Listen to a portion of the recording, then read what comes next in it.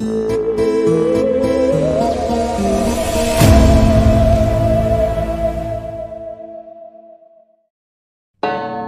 के 12 बजे का समय था। वैदेही नाम की एक लड़की आंखों में खौफ लिए भागी जा रही थी। हे भगवान, मुझे बचा ले। वहीं एक आदमी भी आंखों में वासना लिए उसके पीछे भाग रहा था। आज तुझे नहीं छोड़ने वाला मैं, आज तो तू मेरी होकर ही रहेगी। वो भी तेज कदमों के साथ उसका पीछा कर रहा था। वैदेही को कुछ ही दूरी पर डाकघर नजर आया, जिसे देखकर एक पल को उसके कदम रुक गए। उसकी सांसें तेज तेज चल रही थी। वो न जाने क्या सोच रही थी। तभी उसके पीछे से आवाज सुनाई दी, अरे रुक, भागेगी किधर, रुक। ये आवाज सुनकर वैदेही ने आगे कुछ भी नहीं सोचा, जल्दी से डाकघर के अंदर घुस गई। डाकघर के अंदर घुसकर वो एक कमरे में गई और बेड के पीछे छिप गई। इधर वो आदमी भी डाकघर के सामने आकर रुक गया। अरे ये इसके अंदर चली गई, जाऊं या नहीं? उसने कुछ सोचा तो पाया कि वो और अपनी वासना को काबू नहीं कर पाएगा। वो झट से डाकघर के अंदर घुस गया। अरे कहां है तू, सामने आ। वो उसको छिपकर देख रही थी। वो खिड़की से कूदकर बाहर भाग निकली और उसने पीछे मुड़कर नहीं देखा। तभी उस आदमी को बराबर वाले कमरे से कुर्सी के हिलने की आवाज सुनाई दी। उसके चेहरे पर मुस्कान छलक आई और वो उस कमरे में चला गया। अंदर जाते ही उसकी आंखें खुली की खुली रह गई। उसने पाया कि कुर्सी पर कोई नहीं बैठा है, फिर भी वो अपने आप हिल रही है। सामने ही मेज पर एक कागज और एक कलम रखी है।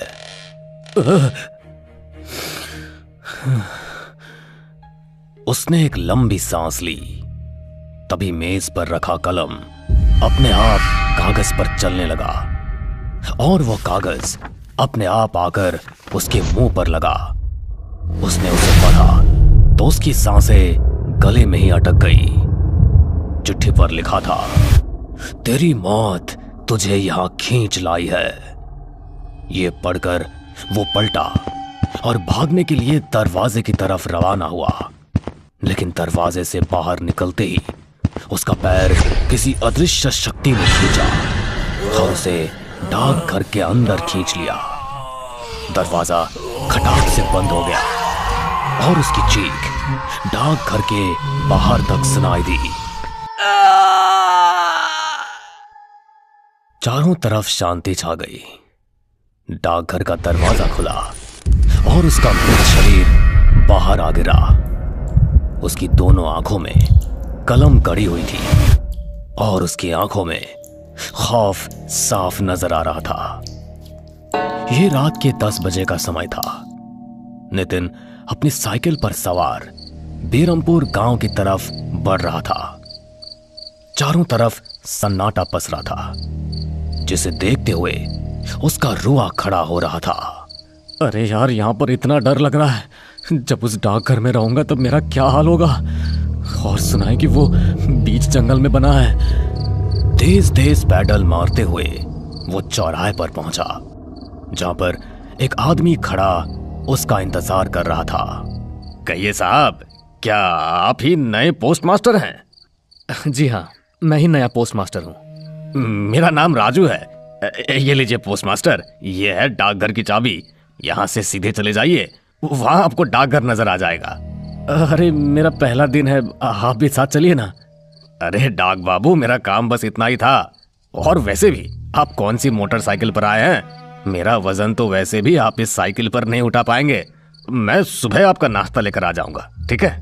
ये कहकर वो बिना नितिन का जवाब सुने वहां से चला गया। अरे बड़े ही खड़ूस लोग हैं यहाँ के यार। नितिन ने साइकिल आगे बढ़ा दी और फिर कुछ ही देरी में वो डाकघर पहुंचा।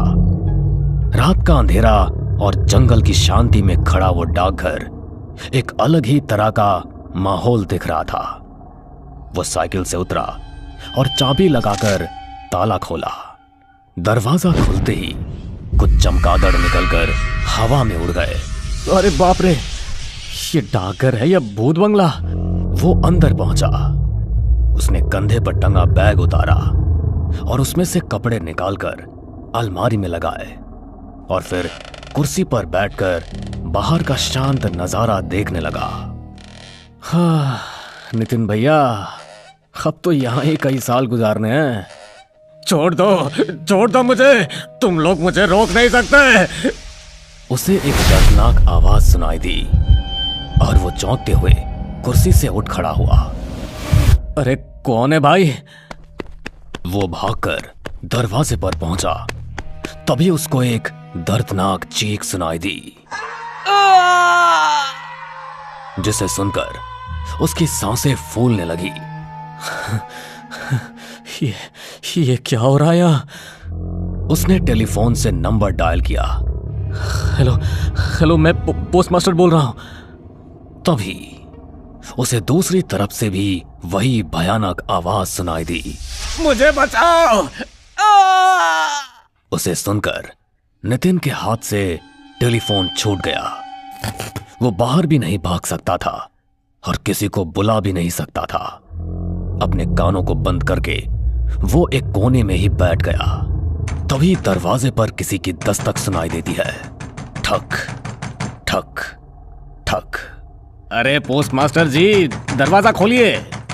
ये आवाज सुनकर नितिन की आंख खुली और उसने उठकर दरवाजा खोला। सुप्रभात साहब, कैसे गुजरी आपकी पहली रात? राजू ने हाथ में नाश्ते का टिफिन पकड़ा हुआ था। अगर मैंने इसको बता दिया कि मेरे साथ यहाँ क्या हुआ है तो हो सकता है कि मेरी नौकरी खतरे में आ जाए। सुप्रभात। जी, सब कुछ ठीक था। आओ अंदर आओ। नितिन ने राजू को अंदर लिया और राजू ने उसे नाश्ता करवाया। उसके बाद राजू बिना कोई बात किए वहां से चला गया। आज मेरा पहला दिन है, मुझे ठीक से काम करना होगा। नितिन ने देरी ना करते हुए अपना काम शुरू किया और पूरे दिन वो काम ही करता रहा। आधा दिन उसने फाइल में लगाया और आधे दिन में चिट्ठियां बांटने निकला। शाम होने पर फिर से घना अंधेरा छा गया। नितिन के दिल में अब डर उभरने लगा था। मैं जल्दी सो जाता हूं यार, वैसे भी ये नौकरी नहीं छोड़ सकता मैं। वो बेड पर गया और सोने की कोशिश करने लगा। अभी कुछ मिनट ही गुजरे थे कि बचाओ! उसे एक भयानक दर्दनाक चीख सुनाई दी और वो उठ बैठा। वो कमरे से निकला तो हॉल में कोई भी नहीं था। कौन है? मुझे बचाओ! ये आवाज सुनकर उसने पीछे पलटकर कॉरिडोर की तरफ देखा।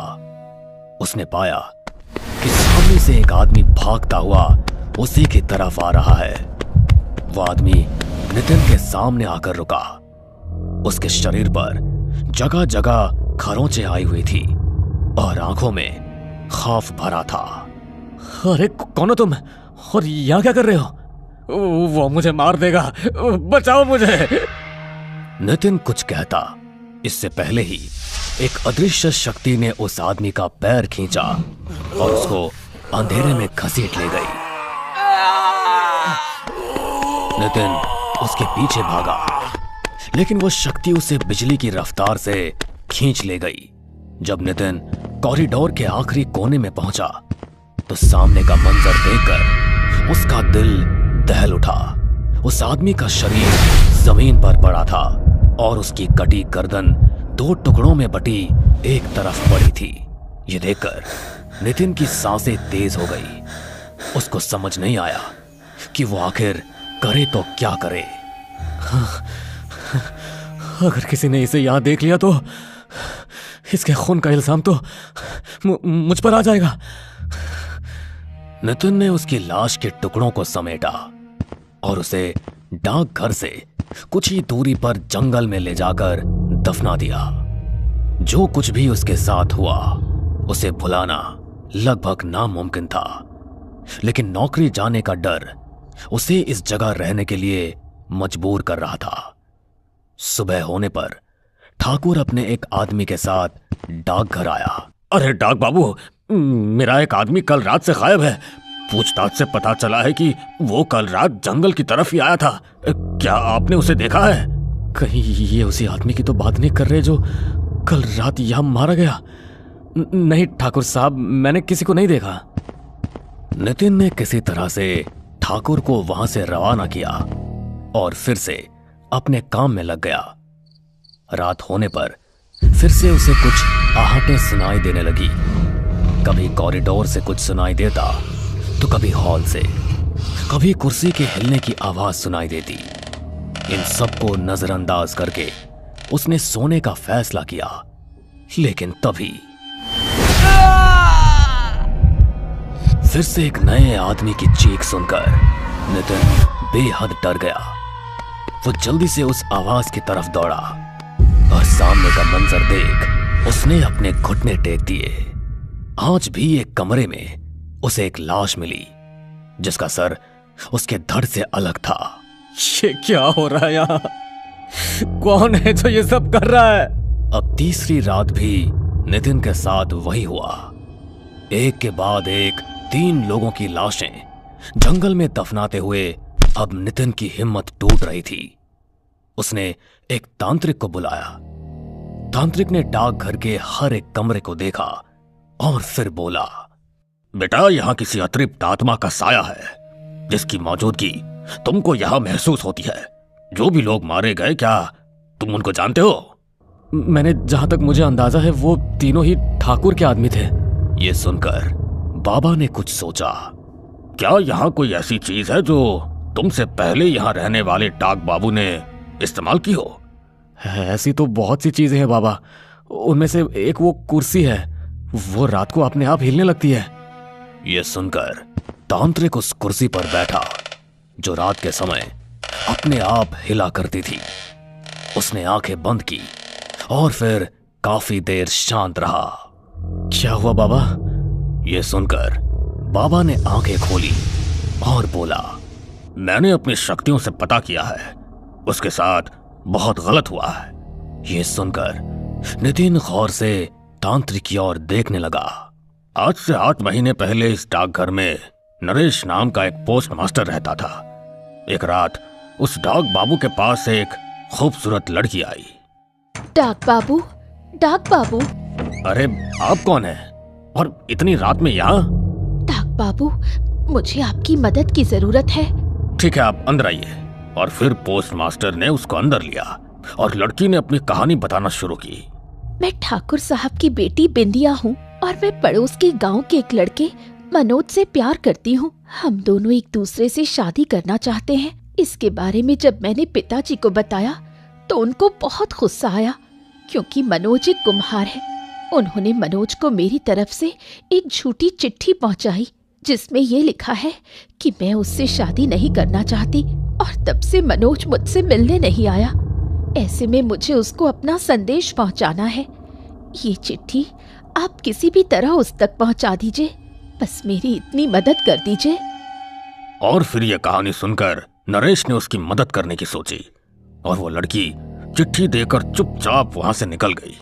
सुबह होने पर नरेश निकलता, इससे पहले ही वहां ठाकुर और उसके 3 आदमी पहुंच गए। डाक बाबू, कल रात मेरी बेटी यहाँ आई थी, बताओ उसके और तुम्हारे बीच क्या बातें हुई? अरे ठाकुर साहब, वो यहाँ नहीं आई थी, मेरी उससे कोई बात हुई ही नहीं। ये सुनकर ठाकुर के आदमियों ने उसे बहुत मारा, लेकिन नरेश ने अपनी जुबान नहीं खोली और चिट्ठी के बारे में कुछ भी नहीं बताया। ठाकुर के आदमियों ने उसकी जान ले ली और उसे जंगल में ही दफना दिया। इतना सुनकर नितिन को सब कुछ समझ आ गया। इसका मतलब है कि उसने जिन 3 आदमियों को मारा था वो वही थे जिन्होंने उसको मारा था। हाँ, और उसकी आखिरी ख्वाहिश थी कि वो उस चिट्ठी को मनोज तक पहुंचाना चाहता था। तो क्या मुझे उस चिट्ठी को मनोज तक पहुंचाना चाहिए? हाँ, उस चिट्ठी को पहुंचाने के बाद हो सकता है कि उसकी आत्मा को शांति मिल जाए। नितिन ने फैसला किया कि वो किसी भी तरह वो चिट्ठी मनोज तक पहुंचाएगा। उसने घंटों मेहनत की, और उसे एक चिट्ठी मिली जिस पर बिंदिया का नाम लिखा था और मनोज के साथ उसके घर का पता लिखा था। नितिन ने अब देरी नहीं की और उस चिट्ठी को लेकर निकल पड़ा। करीब 2 घंटे बाद वो मनोज के घर पहुंचा। ये लो मनोज, तुम्हारे लिए चिट्ठी है। क्या मेरे लिए चिट्ठी है? मनोज ने चिट्ठी पर बिंदिया का नाम पढ़ा तो हैरान रह गया। उसने चिट्ठी खोली और पढ़ना शुरू किया। मनोज, तुमको जो चिट्ठी मिली थी वो मैंने नहीं भेजी थी। मैं तुमसे प्यार करती हूँ और शादी भी करना चाहती हूँ, लेकिन पिताजी तुमसे मेरी शादी नहीं करना चाहते, इसलिए उन्होंने तुमको वो चिट्ठी भेजी थी। उन्होंने मुझे मेरे ही कमरे में बंद कर दिया है और मुझे तुमसे मिलने नहीं देना चाहते, इसलिए ये चिट्ठी तुम्हें लिखी है। इसे पढ़कर तुम्हारे दिल में जो मेरे लिए गलत फहमी भरी है उसे भूल जाना और यहाँ कभी मत आना, क्योंकि मेरे पिताजी तुमको खत्म कर देंगे। तुम्हारी बिंदिया। बिंदिया की चिट्ठी पढ़ मनोज की आंखों से आंसू निकल पड़े। ये चिट्ठी 8 माह पहले लिखी गई है। आपने इसे पहुंचाने में इतना समय कैसे ले लिया? दरअसल जिस डाक बाबू को ये चिट्ठी बिंदिया ने दी थी उसे ठाकुर ने मार डाला था। मैं मेरी बिंदिया को उस कैद खाने से निकाल कर रहूंगा। मैं अभी उसे लेने जा रहा हूं। देखिए, अगर ऐसे अकेले गए तो ठाकुर तुमको भी जान से मार देगा। चाहे कुछ भी हो जाए, अब मैं नहीं रुकने वाला। 8 महीने से बिंदिया मेरा इंतजार कर रही है। या तो उसका हो जाऊंगा या मौत का। ये कहकर मनोज ने अपनी साइकिल निकाली और निकल गया। नितिन भी अपनी साइकिल पर बैठा और ठाकुर की हवेली की तरफ रवाना हो गया। मनोज ठाकुर की हवेली पहुंचा। ठाकुर साहब, कहाँ है मेरी बिंदिया? उसे देखकर ठाकुर हैरान रह गया और उसके चेहरे पर गुस्सा पनपने लगा। तो तू है वो मनोज? अच्छा हुआ तो यहां खुद आ गया। अब तुझे और अपनी उस बेटी को जिसने मेरी नाक कटा दी है, दोनों को आज ही खत्म कर दूंगा। ये कहकर ठाकुर ने अपनी तलवार निकाली। उसी समय नितिन भी वहां पहुंच गया। ठाकुर साहब, ये आप ठीक नहीं कर रहे हैं। पोस्ट मास्टर, तू यहां क्या कर रहा है? नितिन कुछ बोलता इससे पहले ही नरेश की आत्मा भी अपने भयानक अवतार में वहां प्रकट हुई। उसे देखकर ठाकुर के सभी आदमी वहां से भाग गए। अरे भागो, भूत भूत! ठाकुर की आंखें खौफ से फट पड़ी। तभी जोरों की हवाएं चलने लगी और चारों तरफ धुआं फैल गया। ठाकुर की तलवार उसके हाथ से छूट गई और उसी की गर्दन पर आ गई। एक ही हमला उसकी गर्दन पर ऐसा हुआ कि उसकी गर्दन धड़ से अलग हो गई। तभी बिंदिया के कमरे का दरवाजा भी अपने आप खुल गया और वो बाहर निकली। बिंदिया! मनोज! एक दूसरे को ऐसे देखकर दोनों की आंखों से आंसू बह निकले और इन्होंने एक दूसरे को गले से लगा लिया। ये दोनों अब एक हो चुके थे। ठाकुर का गुरूर जमीन पर पड़ा धूल चाट रहा था। डाक बाबू दोनों को देखकर मुस्कुराया और फिर गायब हो गया। वहीं नितिन के चेहरे पर भी मुस्कान छलक आई।